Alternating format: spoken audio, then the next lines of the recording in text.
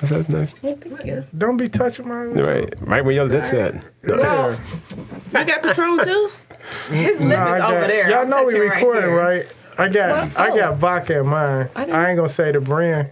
Tito's.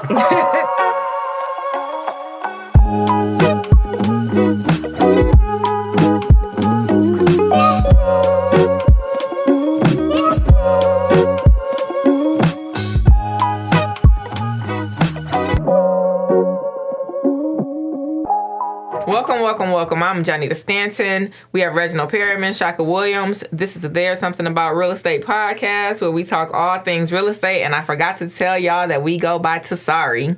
Tonight we have with us Eboni Harrington. Yo. She's been working in mortgages and in compliance. And we're going to talk a little bit about that today. But before we start that, we got to talk about how this show originated, though. So this show originated a little bit based off of a conversation between Jonnita and Eboni, right? No, not really. All right, explain. What happened was I've been wanting to do the podcast.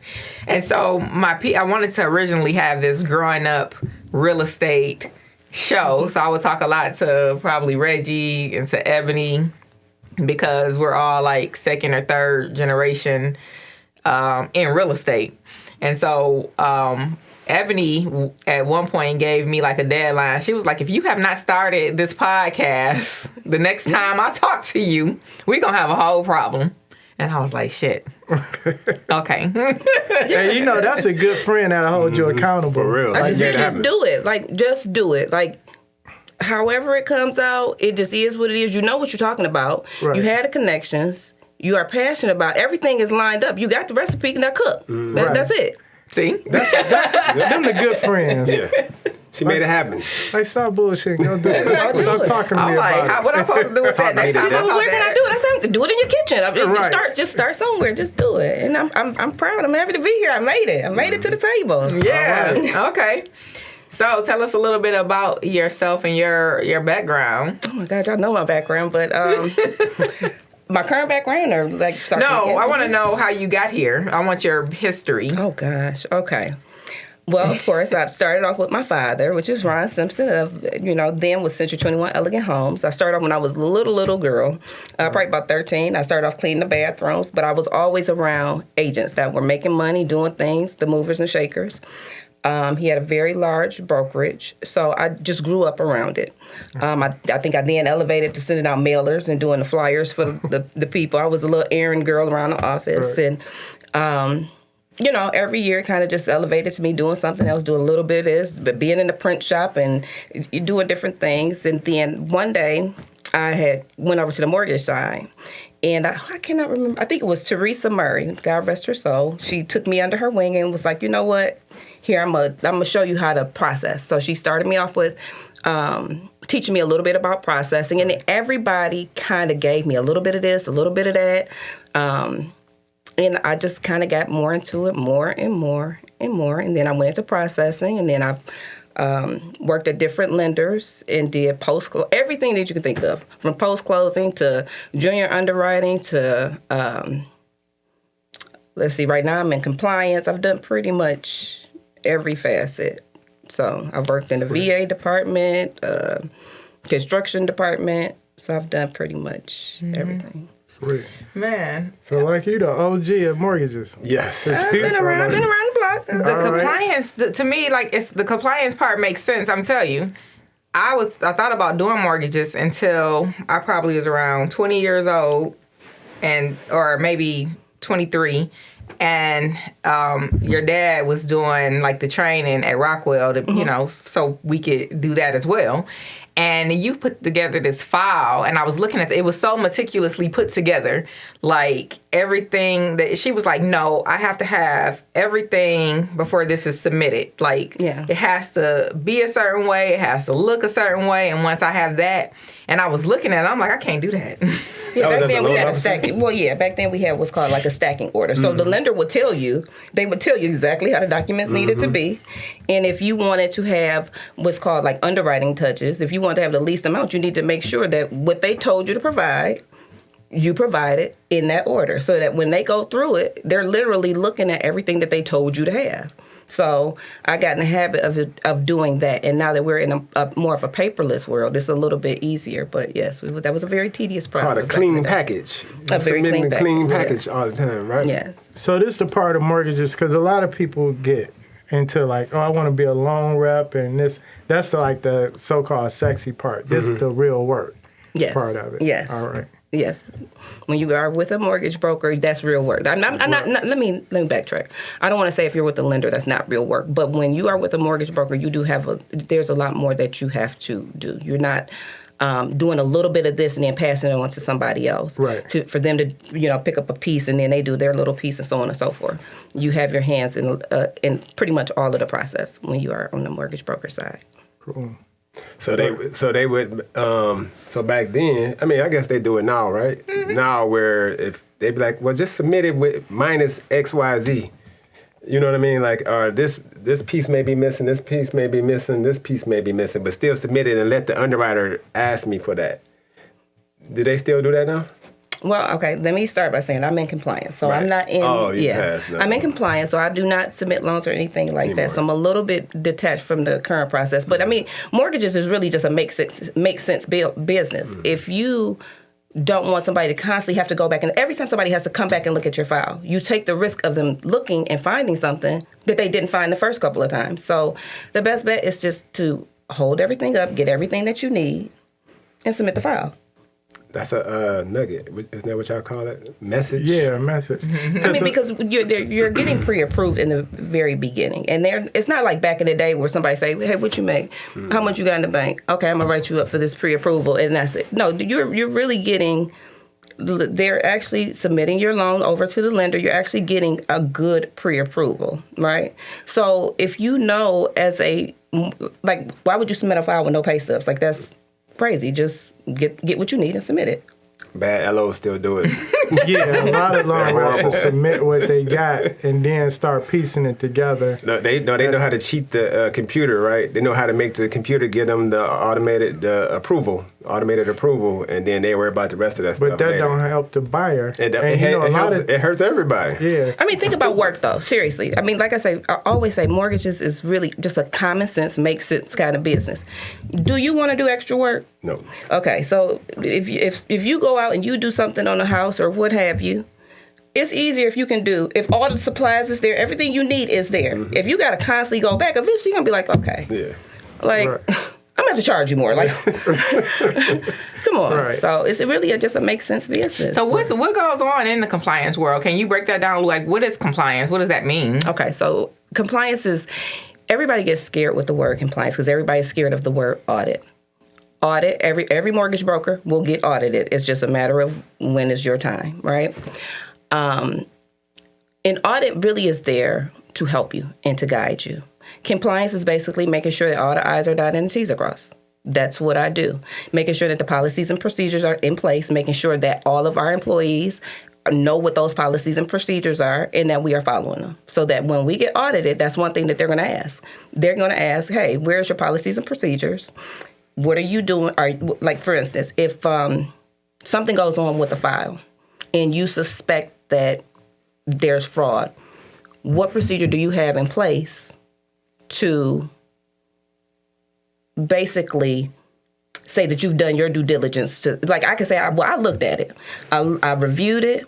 I called the bank. I did everything. This is what my procedure is, to the best of my ability, to prove that it's not fraud.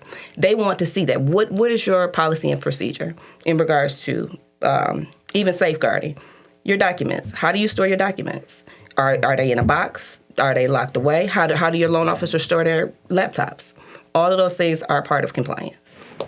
So that's important. Yeah. Especially with identity theft and everything. Right. Yeah. So, yeah. Right. You said something happened to a loan, right? I mean, it happens to a loan. Something like somebody doesn't make a payment or something. Okay, let's say if somebody didn't make a payment. So then they may dig a little bit deeper and they may look into their employment or, what have you, and they may catch something. Mm-hmm. I've had a situation recently where, and in this day and age, fraud is, back in the day, you see something that's cut and paste, you can see it with your plain eye, right? Right. Now, things are so You can, really create fraud from your phone if you got the proper apps, right? So that's crazy. and that's real. That's real. That's real. But the lender may call you to the car, and this is not even out. This is outside of an audit. The lender may call you and say, "Hey, we got this file. What's up with it? This is what our findings are. We ran through our process, and this is what our findings are. We found that this person, this isn't right. We'll give you a couple days. You look into it. You do your research. You can call and do your verifications. Come back. We'll have a meeting. We'll talk about it. I come back. I let them know, hey, this is what I did A, B, and C. This is what I found. They're like, okay. As long as you've done your due diligence and they make sure that it's no fraud on our behalf. Because people are going to give, people are going to submit. Or our negligence. It's okay. Same with if you get audited. What an auditor is typically looking for is fraud. Right. And they also want to make sure that you keep your documents for the proper amount of time. They want to make sure, now they're starting to make sure that, because when you're a broker, typically a lot of times if you don't have something, you can call the lender, hey, this file that we closed, I need XYZ, right? But now they're wanting to see, no, we want you to have this. We want you to have access to it. Right. But the auditor is there really to help you and to guide you. And everybody's still kind of learning in the mortgage world in regards to compliance. So if you don't have the answer to something, call the state, ask a question. Call the NMLS, ask the question. They will answer. Right. With the auditors, if you got a question after fact, call the auditor and say, hey, I got this situation. Or, hey, on our website, we just had to redesign our website. Can I put this on a website or no? They may say, no, you can do this, or no, don't do that. You just pick up the phone and ask questions. Right. So to the people that think that just because they close, so somebody that thinks that we closed on the loan, we got away with the fraud, right? Right. And once it gets to compliance, you may find something that that the loan officer missed, right? Mm-hmm. So then what can happen to those individuals, or what's the process if you find something after the loan closed? And let's answer that in two parts, because we got to talk about fraud on the loan officer part and the borrower, the purchaser's part, too, because it can be either or, right? Right. Fraud can come from anywhere. Right. Yeah, fraud can come from anywhere. Well, typically it's the lender that will find something that they have an issue with. And they, like I said, they'll bring it to your attention. They'll email you, or they may give you a call, or they may do both and say, hey, we have this file. We found X, Y, and Z. Explain. Explain what happened, or explain maybe we're looking at it wrong, or, So you do your research, and you get back to them. Every lender is different, so every lender's process is different. The last one I had, we actually had to do a conference call. Another one, I just had to, and sometimes it could just be a misunderstanding. Another one, we just did a phone call. We just did email, and that was fine. But I'm saying, when you find out, so the thing is, you're talking from a broker standpoint. Yes. So we got to say that too. She's not, because she mentioned the lender, and a lot of people are used to dealing directly with the lender instead of the broker. Right. But what I'm saying, if the lender finds that there is fraud, and now they come back to the broker and they say, they pointed out to y'all, and y'all say, you know what, it got biased or whatever, but you did your due diligence and it actually is fraud, then what happens? They can say, you got to buy this loan back. Okay. Yeah. Right. So, and this is why you have your insurance. Every loan officer has to have their insurance. Us as a company, we carry insurance. Right. But they can come back and they can say, you know what, you got to buy this loan back, basically. Okay, so y'all don't go back after the person? You bought the loan back as the broker, and now, but that person actually defrauded y'all as well. It just happened to get past y'all, right? Yeah. So now, can you go back after the individual that created the fraud? Knock on wood, I have not had that situation. Oh, okay. I've not had that situation that deep. But I have had where, for instance, let's say you have somebody who you close today, and then a week later or a month later they go and they refinance somewhere else, and they say, well, you know what, we need our points back. We need our money back, basically. we have, but with my company, we have a reserve account. So everybody that comes through our company, they have to put money into this reserve account for issues like this that come up. That's for anybody that gets signed up. You have to have some money put up in case we have to hire an attorney or in case we have to pay a loan, the commission back or whatever. Right. We do have something in place to kind of cover that. All right. Gotcha. Makes sense. But like I say, if ever there's an issue, pick up the phone and just call the state, ask them a question, and they will answer whatever issue you may have. If you say, well, how do I handle this? This is what this lender is saying. How do I handle this? Right. They will tell you. They are very, very, very. The auditors that I have come in contact have been extremely helpful. Okay. So I want to go I was back. very scared of getting audited. My very first time, I was like shaking in my boots. I didn't know what to expect because they come in and they sat there for about a week straight, and I was like so nervous. But then they made me feel extremely comfortable. They, if I didn't have something, they're like, okay, well, just get it back to me. And it's kind of at the end of an audit, it's kind of like they're coaching you. This is what we found. This is what I feel like you guys could do better. This is, that's really what it is. Right. They're basically trying to keep you out of trouble. Right. They're trying to keep you out of trouble. And like I said, there is still a learning curve. There's times where I've asked the auditor something, and they're like, well, we don't really know. It's still a kind of a learning curve. Right. So I want to go back to the policies and procedure manual. So, because I know some real estate brokers that don't have policy and procedure manuals for their agents. Okay. So you're saying for the policies and procedure manual for the loan reps, the loan officers, it needs to specify exactly what they need to do on each file and the steps, because the auditors are looking at that as well. So if the loan rep goes outside of those procedures, then they can be in trouble. They can get in trouble, correct? Okay. Right. And I Makes suggest sense. everybody have some policies and procedures Right. in place, because it's a guide to how you should operate and what basically what your business practices are. And if you don't have that in place, then somebody can say, well, I didn't know. I didn't know that's what we do. So, and there's companies out here that will create those for you, and they will update them for you. Right. Gotcha. Cool. I want to talk a little bit about running a mortgage business, because I know that you have some ideas and some thoughts about that. I don't even know where to bring the question from, but basically, like, the company that you're with right now, how does that company run their business? And, what do you like about it? What don't you like about it? What I like about it, let me just say, for our administrative staff or the people that are in our office, and we all pretty much work remote, it's just 3 of us. I think that, one, if you have a mortgage company, you have to build your team, and you have to be selective about the team that you build. 2, everybody needs to stay in their lane. If you stay in your lane, you will not crash, right? I do compliance, that's my lane. We have somebody else, she handles all of our lender packages and things like that. She stays in her lane. The owner of the company, he solely recruits. That's what he does. He recruits, and it is to the point where now it's like a well-oiled machine. So I strongly suggest that if you are thinking about running a mortgage company, it's very important in building your team strategically.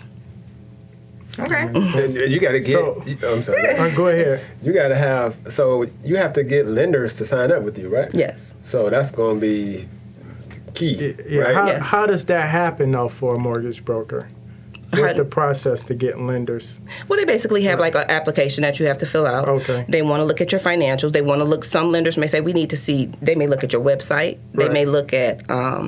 Now they're starting to look at social media. If you have a social media page for your business, they want to see what kind of loans do you close. So they may look at what's like our MCR report or a mortgage call report that we have to send off to the state quarterly. Right. How many FHA loans have you done? How many conventional loans have you done? How many VA loans? So on and so forth. And that's pretty much it. They look at some lenders may want to look at the broker's credit. Okay. The broker, the individual, or the company? The company, the owner, Okay. the owner of the company. Okay. They may ask. Every lender is Personal different. credit. Right. Like Your 'cause you personal credit. guarantee Yes, and personal everything. credit. You shouldn't be doing If you loans file if you got bankruptcy, they bad probably credit. ain't going. You probably not going. Right. Again, mortgages to me is a make sense business. Right, Would right. you know, we want to make sure while you are out here selling our products, Right. we want to make sure that you are legit. We want to make sure that you have some, because your assets and things like that show the character of you. What kind of Right. person are you? What kind of business are you going to produce? Who are you hiring? What kind of people are you hiring? So they look at all of that. Okay. Yeah. What do you like? So when it comes to the company that you're with, though, you really like their programming and everything, and like how it works. Like, what do you think of? Like, how you explain that process, and I guess why you like it versus maybe someone else? Because you guys kind of got like an EXP model almost in a way. Yes, it's very much like an EXP model. We do charge a flat fee per loan. So for instance, we're charged as originators by our lenders. So if we make 2.75 basis points, then we in turn have a comp agreement with our loan officer. So let's just say you were a loan officer with us. We are looked at as a originator with the lender. So they're going to pay us, let's just say 2.75. I then in turn have a comp agreement with you. Right. I may pay you. You may say, well, you know what? I want to get paid 2.5. Okay. Right. So that's kind of how we operate, but we do charge a flat fee. And we do use contract processors. We don't have any on-staff processors. And that's What's that? A contract processor? a processor that has their own company. They're Okay. a separate entity. So they don't work for us. Do you find that more beneficial than having an in-house processor on staff? Yes. And the reason why I say that is because having a processors need to process. Right. They need to be able to concentrate. They don't need somebody constantly being able to be in their face and ask questions. A lot of times, as you see with underwriters, a lot of times you cannot pick up the phone and call an underwriter. I Okay? never knew an underwriter. You know any A underwriters? lot of times they're like I knew those. So you cannot, and that's how processors need to be able to process. And it's, in my opinion, it's best that they are in a separate location so they can do just that. Right. And prioritize their day. Sometimes when you have loan officers in your face, they kind of control your day. You know. Okay. I want to go back to something. So, can you explain what the 2.75 basis points is on, for example, say $100,000 loan? Okay. Well, let me do some Well, math. you don't got to give me the exact number, Okay. but It's basically what you get paid. 2.75%. 2.75 is our cap. That's the size we goes 2.75. Yes. 2.75%. Okay. So it's similar to, they get paid in a percentage as well. Right. I guess that 2.5 would be high as heck. I wouldn't pay nobody that 2.5 if I was the broker. That's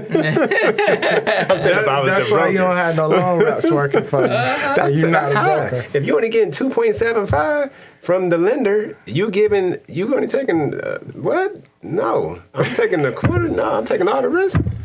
No, not necessarily.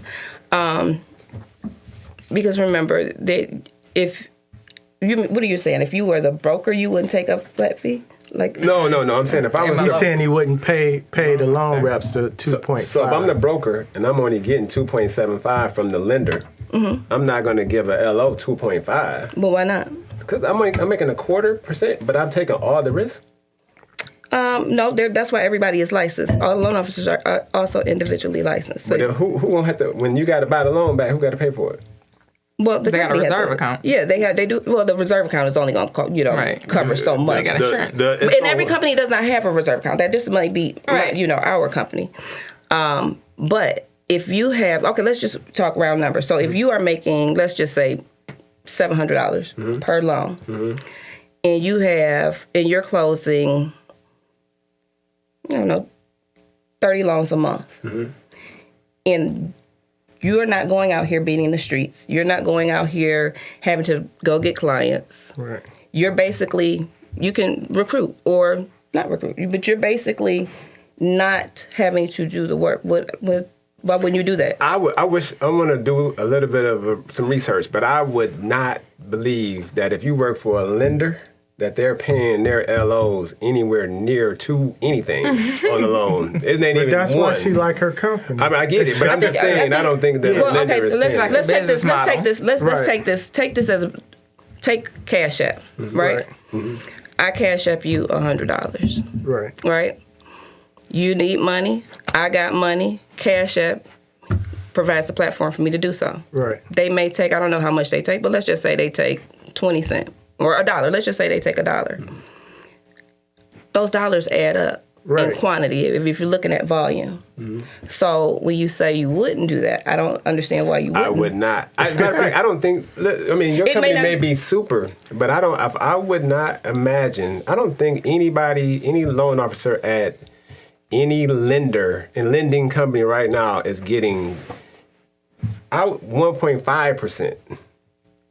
Well, that's why she like her company. Yeah, I'm about to say, because I definitely talked to her about my Because- mortgage license. She was like, well, we pay this. And I'm like, That's crazy. maybe I should Yeah. come there. That's a lot of money. I mean, that's But good you got to for look them. at now it from this- the leverage standpoint of that particular broker. What she's saying is, it's not a lot of work involved. You're basically getting transaction fees for everybody else's work, Right. pretty much. And you're taking a risk. But how often do you have to pay out for that risk?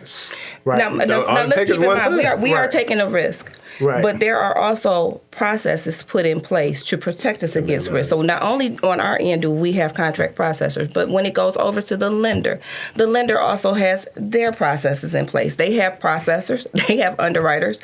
So there's it's not like it's not like back in the day where anybody can just come in and just write a loan. Yeah. And no, it's not like that. And then also too, this goes back to the policies and procedures. If you are a mortgage broker or any company, the agreement that you have with your employees, you should have a strong contract with your employees that kind of obligate them to be with your company for a certain amount of time. Right. To set standards so that you can weed out people that's not serious, weed out people that only plan to come close a couple loans and now I'm on to the. No, you gotta kind of have your ducks in a row. So that's how he keep his people. I understand that. Yeah. In any situation, you have to create a win. If you want to have longevity and you want to have people that are with you and loyal, you have to create a win-win-win situation. Again, going back to Cash App or even Uber or let's think about DoorDash. It's somebody that needs something. Right. You got an entity that provides the platform, and then you have somebody that's going to do the act. It's a win. Everybody makes some form of money, or everybody gets satisfied at the end of the day. It's a win-win-win situation. So when you have people, if you have a win-win-win situation, why would people Because I don't think that's a win-win-win situation. Just like in a lot of the situations you just described, I think some of those people wouldn't agree to that, right? But I'm not I think taking... it's a good business model, though. I'm not taking... All I need is one bad loan that I got to buy back. I don't... That, But you probably made that money in 1 month. No. you got to do the math. How many loan gotta do officers do the you math. guys have? Around about? Let's see. Because we're licensed in 2 states, so I have about 50. I'm going to just say about 50. About 50 officers. So let's just do a little math. Go ahead. Yeah, Shaka's a math person. Right. Go ahead, add them numbers so up. let's I say- need a calculator. Just Okay, here we go. I'm just calculating. Let's say you close 30 loans a month, and you charge, let's just say $700 per loan. Okay. Do the math. But, That's what the that was broker's getting? easy. 21,000. Okay. That's not bad if you don't have to do pretty much anything. Oh, you definitely did a lot. So that's the What thing. did you that do? My people, what? You set the whole company up. You're the person. You did everything. The business money it's is already running. Yeah, but you You did got that. everybody in place. All right, go I ahead. think okay. Are you talking about the loan officer or are you talking about brokerage? The brokerage, the broker, the person that is charging, that's only getting 1/4%. You said that person, the owner, is only getting 1/4%, right? No. No. If the lender is paying us 2.75, okay, so let's Okay, let's do some math. And while they adding this up, this is the part that I like about when we talk about real estate, we talk about the real numbers where it makes sense. Because a lot of people don't see the back end, I'm just going to go be a loan rep, or I'm going to go be a mortgage broker or insurance agent. Understanding the numbers. And you don't look at the numbers like, okay, what am I getting? Because like you said, for you it don't make sense. But we looking at it like based on the amount of work and effort, it makes a lot of sense. We about to hear the rest. But we about to see it. So let's say, okay, we get paid. Let's say the loan amount is $180,000. Okay, multiply that by 2.75%. We got $4,950. Okay, now, and we're just talking around numbers. Let's say you paid your broker $700. You gotta pay. So why? Because the broker, hold on, 0.25. Same reason why Cash App take their money. Same reason Same why. way No, I'm saying real estate broker take their money in. Well, that's not adding up to what she just said, though. No, she just said use round numbers. Just use round numbers. She just saying $700. Well, he's supposed to get $1,200 off of that. But No. Shaka, what you doing? So She just said $700. It ain't no change. No, okay. It's So where you getting this $700. from? This is where. So we misunderstanding something. So it's 2.75 is what the broker getting. Right. Then who is getting the 2.5% of that? Well, the money? loan officer can choose what their comp is. Okay. The loan officer can choose. They can choose 2%. They can choose. So then if the loan officer is getting 2.5, that means that the actual broker is only getting a quarter. No. Look. So out of this, now, I think this is the part that you are leaving out. So we have at my company. Every company is different. Okay. Our company has like an expense account, so people can put their funds into an expense account. So if the lender's paying us 2.75, and you choose, hey, I only want to get paid 2 points for whatever reason. This is what I'm choosing as my comp. We will then put money into your expense account. Okay. And out of your expense account, we can take care of certain business expenses that we can reimburse you for. So that's how our company works. But at the end of the day, I think what the question that you had was in regards to what the broker makes. Yeah. Okay. So let's scratch all of that. Just work off of this. If you close 30 loans and you charge $700, what is that? That's $21,000. Okay. Now, if you don't have to go out here and if you're providing a platform, okay, and you're not going out here closing loans, why wouldn't you do that? I got a lot of reasons. Because it's kind of passive. It's passive income. No way is it passive income. It's more passive than a lot of other businesses. And this is It's more passive than owning a retail store. What expenses does this broker have? The loan officer. It could be their cell phone bills. It could be whatever business. The broker. So basically, like I know you talk all the time, and like y'all don't have brick and mortar, right? Yes, we have a brick and mortar. We do have an y'all office. just not at them. So he got an office. No. I mean, since the pandemic, everybody kind of started working remote, and we're a remote business.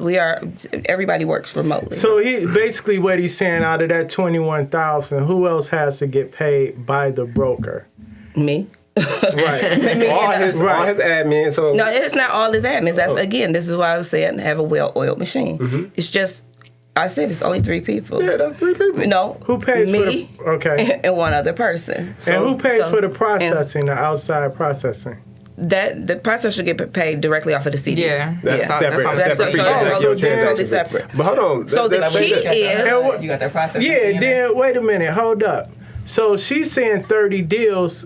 Who's to say it's not more deals than that? Right. We're going The up to other 30 deals, expenses though. don't change. Well, hold on. right. That's Right, that's what I'm saying. Like, Well, no, you don't. how's that bad for a broker? Well, we're going to go up to 30 deals. I'm going to show you why. All right. And we're just using round numbers. Yeah, I mean, round numbers, we just right? using round numbers. 21,000. You got 21,000. That's $252 a year. $252,000 a year net. And what work is she doing? A lot. But hold on. Who said it's a lot? She That's just said like, it wasn't. hold on. That's just like somebody saying I don't do any work because I don't actually go out and do the work. No, I'm still working. Just because I'm sitting back recruiting, I'm working. I'm doing a lot of work. So, but understand this. I'm taking a lot of risks. So, but we're gonna go off his 252 All right. off of the 30 deals that we just made it seem like it was a whole lot of money, and then he got to pay both his people. Eboni ain't cheap. Right. You know what I'm saying? So this, I mean, I don't want to count Ebony's money, But let's just say between the two people, even if I'm just going to go low. Right? Okay. Take 100,000 off of there. Let's go 50,000 to each individual. All right. So now you at 152. Right. Then you start taking off your office expense and any other expense you got. Man, you sub 100,000. No, we don't. Well, But- you got to but- keep your expenses low. That's the other thing. I mean, I understand that, but you hear what I'm saying, why I would not be doing that. I go work 100% agree with you. Your daddy should have came. But no, what I'm saying is, one of the reasons the broker would keep recruiting is to get more loan reps to do more loans, right? Mm-hmm. But there's other businesses that people are in that are not making 100,000. We know a lot of them, right? Yes. And they're taking a lot more risk than this mortgage broker. Right. But So what I'm saying is, you're comparing it to your options to somebody else making 150,000 for just recruiting people I'm not and comparing running it to this mine. machine. I'm comparing it to, so I know mortgage And brokers 30 too. deals So I used to do, is probably on the low end, to be honest. Yes. So I'm comparing this to mortgage brokers. Hers is different, but I know LOs that's not getting. I just said it. Like people are not getting anywhere. They're not getting 1.5. A lot of them are making like 1.75. Oh, well, yeah, they need but to like come when call I me. talked to you, I was like, you said do the number out there. I'm like, wait a minute, Put a hold few on. dollars in their That was the pockets. most I had heard. I've never heard of that before. Well, then that's good. I mean, that's a good company, Yeah, right? But I'm it is. just saying. It's a win-win-win situation. I get to work remotely. Right. I get to build relationships with like I said, auditors in the state and, NMLS, realtors, and I get to still, build the relationships, and I work from home, so. And I went super low on what Ebony getting. But You know what I'm we saying? also So- went Well, low don't on go how too many low. deals closed per month. I know what I'm saying. Because you got to keep in mind, she said they got loan reps in 2 states. Right, Got it. right. So that number there- can and- easily be 50 or 60. You know what? We should have asked. And I They will just also- got into it, though. I'm sorry. I also want to say, and we're just speaking round numbers, okay? But there are also ways, there are also caveats to that, okay? Gotcha. So, for instance, if the loan amount is over a certain, but this again is why you have to have your paperwork Right. in your plan, in structure, in the very beginning. Right. It's an understanding. So maybe like for our company, if the loan amount is over a certain amount, then that 700 may change a little bit. If you're Right. talking about $1 million property, then it may change. Okay. So there are ways. The math works out. Trust I'm me. just trying to understand where you get. So he's charging 700 flat fee. So he's not even getting that quarter. So where's the 2.5 coming in at? I mean, where's You the are rest of the really- money? I'm missing it. So Yeah, am I saying something wrong? So the 2.75 that they're getting. So I'm assuming that he was getting that 0.25%. But you saying no, he not even getting a quarter. He just getting a flat 700. You can charging a flat fee. Okay. Yes, and you charge. Yeah, she hasn't said what the fee And is. right, It's just so a flat fee. so there Right. is okay. So then with our company, we do also have an admin fee, which is I think it's 0.875 or something like that. That is also charged. There's an admin fee, but the base fee that if you say you want to get paid if we get paid 2.75, and you say my comp agreement with y'all is I want to get paid 2.75. That's what we're going to pay you. But out of that money, you got some fees that you have to pay back to us. Gotcha. Okay. So That may that's add how- up. That can add up. Yeah. Yes, it does. easily add up. It adds up. Listen, there's real estate brokers out here that only charge $3.95 per transaction, Yeah. and they still running their business. Right? $3.95 So How adds up. successful are they? I mean, for them it works. They don't offer office I guess it's space. levels They to don't success. have Right, I guess we don't that's- offer. Yeah. Yeah, so there's certain things we do not offer office space. But if we have Right. somebody who needs to come in and meet with a client, we do have.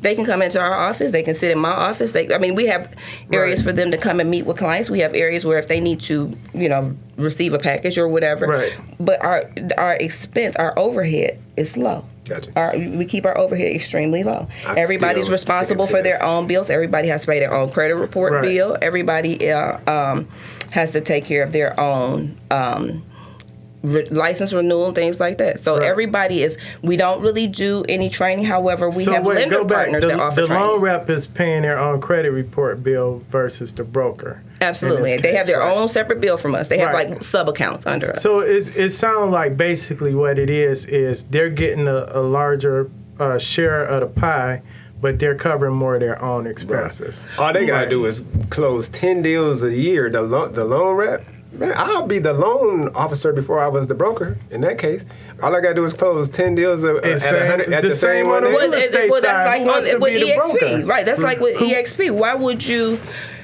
It's a win-win-win situation. If you can, with our company, you can recruit under you. So if you say, you know what, I got my license, but I want to put me together a team, and I want to solely just train my team. Then you can make an agreement with your team in regards to how much you're going to take off of what they make. So it's a win-win-win situation. Why would you want to take on? Because I'm not gonna lie, I mean, having to sign up with lenders, and every year you have to renew with the lender. It is work that goes into Definitely. it. Don't get me wrong, and I don't want to. The owner of the company, he does work. Having to sit and try to recruit and pay for marketing and things like that. It's work that goes into it. But he does his part. I do my part. Right. He brings people on. I keep them there. Right. It's simple. It works for everybody. It works for everybody. So why would you leave? Why would you go somewhere? If you're getting everything, I wouldn't be there. I wouldn't be him. So if I was y'all, I wouldn't go nowhere. But if I was him, I would have to think about it.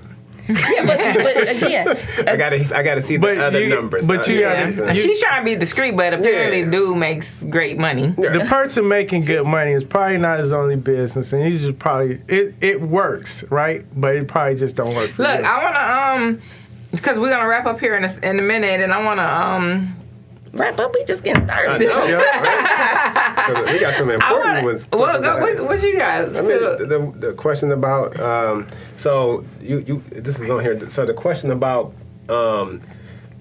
so have you ever seen two people with identical files? Like similar files. So because it don't fit, she been basically in. She not in there. She in the compliance. It's been a while since I had Yeah. to process alone. But I want to know what you're moving to, because like I talked to. Oh, no, but she used to do loans. You can talk about it from experience. Ask me the question. Let me see. It's been a while. But No, go ahead. I mean, I just be thinking about, so like, you're you're third generation, right? Your grandmother was in real estate, right? My grandmother was a real estate agent. God bless her soul. I found her little business cards, her little Century 21 business cards. Yeah, she was a real estate agent. Century 21. They love Century 21, gold coats. Right. That's how I started. That's 21. Yeah, that's. And I know that you're licensed she's a licensed realtor. I am. Call her, because she gonna just call me. That's right. I'm just saying, like, you've been around things a long time, and I know that you really, really like this business model, and I think that you're more of a you seem to be more of a mortgage person than a realtor. Yes. So like, where do you see yourself going, and like, how do you see people kind of like upsurging themselves in like this industry? I think you said, how do I see people? Like, where do you see yourself going, and how can you like coach people to upsurge themselves in this industry? I took a step back from real estate and being so involved. I do compliance, so I'm a little bit out of touch with like interest rates and things like that. But what I did do is I took a step back and I thought about how I want to retire. I would tell anybody getting into this business, think about how you want to live and how you want to retire. That is extremely important. For me, I probably did not make the best realtor because for my life, how I want to live, I didn't like giving up my Sundays. I didn't like giving up my evenings. I didn't like, that wasn't for me. But I think that I know that how I want to retire, I want to live a leisure lifestyle. I don't want to have to still be beating the street. And there's nothing wrong with people that do that. Some people like that hustle. Some people like that hustle and bustle. Right. But for me, how I want to live, I'm getting ready to have my second grandchild in a week or two. Right, congratulations. Yeah. You don't look that that's important to me. So that for me, speaking for Eboni, having that home work-life balance is important to me. I know that when I retire, I want to still be able to work and stay a little bit connected, but I want to be able to work leisurely. I enjoy working from home. Everybody can't work from home. Right. So I would tell anybody getting into this business, really determine how you want to, whatever you're in, whether it's real estate, mortgages, determine how you want to live and what your retirement looks like. I feel like I was able and blessed to kind of design, right now in this chapter of my life, I've been able to kind of design the lifestyle that I want to live right now. And that works for me. That worked for me. It worked for my family, you know. And if you're a loan officer, you need to call Eboni. Yeah, Hey, you know see what we can do They for you. paying a lot of money. And we work with, we work with some awesome lenders, some amazing lenders. And I just went to this event that United Wholesale had, and I would strongly suggest next year when they have UWM Live, go. Right. Absolutely go. They are a monster of a lender. They offer so much training for loan officers, for realtors, things that people wouldn't even imagine. I was blown away. I was blown. I've been invited previous years, and I never really would. I get so much stuff from lenders that I was like, But this year in particular, my account executive was like, "You have to come. Like, you really need to come. Really need to be there." And I went by myself. And you could have called me. I was going to, but when I swear I was going to, because I had registered some time ago, and when I went back and I looked, the registration was closed. Oh. And they have a big artist that comes every year. And I assumed that, I think it was Drake this year. I did not go back because it was by myself, and I was like, well, I don't really want to go back because, in the evening, that's when they, kind of have fun and get like, and I was like, well, I don't. But it was really... It was amazing. They had Tony Robbins as a guest speaker. Like, it was amazing. It was amazing. And I would strongly suggest that if y'all can register next year. So you're saying family reunion got to get an artist. You know what? They have I don't know sometime. But you know what? I already know how I want to retire. Like, I'm practicing now to be that grumpy old man. Right. And I want to have a bunch of FU money. Like, can't nobody tell me nothing. Like, FU, I don't need your money. I don't need your time. Nothing. You got that now, Reggie. Yeah, I'm trying to. Man, being in this industry though, like, I like her, designing your lifestyle. Yeah. I think we all have people.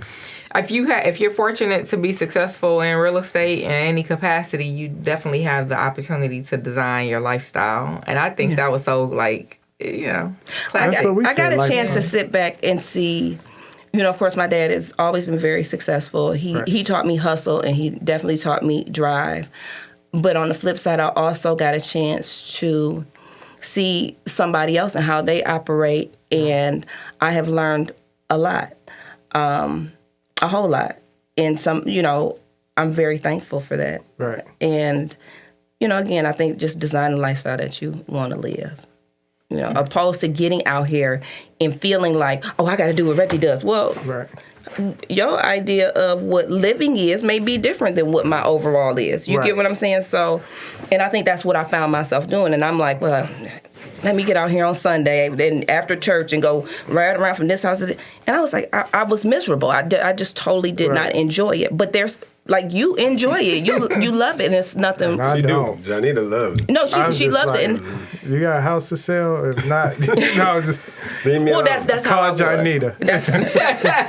That's how I was. And so I had to take a step back. No, it's just his passion for the industry and all. Like, the difference between, I don't have, like, I'm just getting into the mortgage side. I told you I just got my mortgage license. I won't be writing loans because it's not my thing. It's kind of you with having your real estate license. It's not really your thing still. But I have a great desire to help people complete their goals of home ownership or of selling their home. So it doesn't, if somebody calls me and they have a need, I feel like my position is to fill that void and help them get there. So I do want to touch on that, because in real estate I did find my niche in what I was passionate about. And that is, I love helping businesses find their location and help them get started within their business. I like that more than residential. Okay. I love that. It gave me a high. What happened to all the seniors? What do you mean? Getting seniors settled in housing. Did it go away a little bit? That was a lot of work. Okay. That is a lot of work. A lot of time, what I have found with seniors is it's a lot. Try to get them out of their house and get everything moved, try to get their family to try to help with the process. It was a lot for me, and it took a personal toll. Bad grandkids don't want to help. The kids that don't want their mama to move, they're not thinking about their mama, they're thinking about their grandma, their mama, and all that. And you also have to remember that, at grandma's house, that's where everybody want to store all their stuff. Right. I got new furniture, I'm going to put, but I don't want to get rid of this couch. I'm going to put it in her basement. Grandma got a bunch of stuff, and, sometimes they may not want to part with it. It just was not But you get out here, you try it, you see if you like it. And some people love that. But I think it's to the point. It's just so many different levels of the business. It is. There's so many different, facets of it. You can, assist with seniors. You can assist with, business placement. You can, help people sell their houses. Like, you have all these different, things that you can do to help people. There's so many ways to make money in the real estate and mortgage industry. Just so many different ways to be creative and try to make some money. And we just said $250, but Shaka don't want it, so it's a lot left for everybody else. Well, that ain't $250, y'all. So that's to go back to the realtor as well. Everybody that look at the net number, stop looking at that number. You gotta look at how much money you keep, not how much money gross. you. Stop looking at the gross. Yeah, stop looking at the gross, look at the net. Look at the net. So don't look at how much money that somebody said that they made or brought in. You gotta look at how much money they kept. Right. So we looked at the money he's keeping. Not him, but I'm saying in that scenario. This, I'm sorry, Exhibit A, which is how much Exhibit A is keeping off of 30 transactions a month, which is a decent amount of transactions. You know what I mean? Yeah. Maybe not for a high producing broker, but it's a decent amount for a single. It go back to what brokerage. she said though, like. You got to look at the lifestyle you want and how you want to retire. Because I know people that own, they looking at restaurant franchises. The money they making is, ridiculously low. It's like, what are you doing it for? Yeah. Right? Because they don't know. And you got to work there. I guess. Well, they know. They just know starting out they not going to make that much. About how many deals does Metro close a month? Like Metro, the office? Yeah. Probably more than that. But that's what I'm saying. So I think that the number, the number was just a really low number. Yeah, like 30 is extremely low. Is more on like the Metro end. So I guess I don't want to leave the show saying, because I think that like Eboni, from our conversation, you believe in this concept. I believe in the concept. You've lived in it for several years at this point. And I believe you see in the it concept. really working. Yes, I believe in the concept. I believe in. Just take a step back for a second and look at the model. It works. It works in any facet. Again, you take Uber, Lyft, Cash App. Airbnb. Airbnb is all it is. It's the concept. It is the concept, and maybe it may not be for everybody, and that's fine. So first of all, we know it takes money to make money. I'm just saying, I don't know any business that gives the majority of the money that they earn to real estate brokers. Do it all the time. Yeah. No, they don't. No, they don't. So the real estate brokers is they are different. giving 70, 30, we'll go into a whole nother discussion. How does Uber survive? I can't. This is like apples and oranges. I don't think this is anywhere near. I know y'all using that. I understand the analogy and why y'all going there, but it is not anywhere near the same. Uber has, and all these other people, they have no. If whatever happens in that car, they have no. You can't sue them. They still got overhead. No. They're over. I'm talking about their liability. But the drivers have. One of the criteria to be to drive for Uber is you got to have your car insured, right? Right. That's why you have no liability. Okay. Just like with us, you have to have a surety bond. You have to, you have to have a surety bond. But how does Uber takes a little bit. The difference is this: if the loan got to get bought back, and your insurance doesn't cover it, but the goal it's going to come to me, and then I'm going to have to cover that loan. But the goal is to not to have that happen. The goal is to be able to make. You got to wrap it up first. What you doing? That was a very abrupt.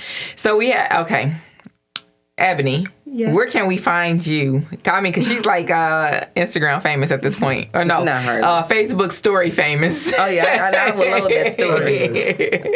Google me, I'm just playing. Right. I can really say. That's Google me. No, I am. I'm on Facebook. Put my name in.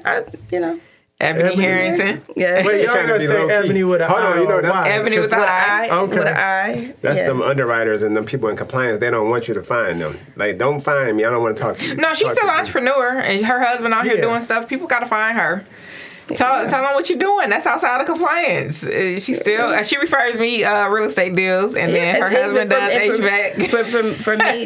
For me, that works for me to be able to refer I get referrals all the time. Mm-hmm. That works for me. So just say, hey, I'm not really doing anything, but I got somebody, she gonna hook you up. Mm-hmm. That works for me. May not work for everybody, but that works for me. She's a great mentor. I know my limitations. Yeah, right. I know my limitations. I know what I can give to somebody right now. I try not to. I've been in a point where I've taken on too much and been mad and frustrated at home, and I don't do it anymore. I don't do it. Okay. Well, that's a wrap.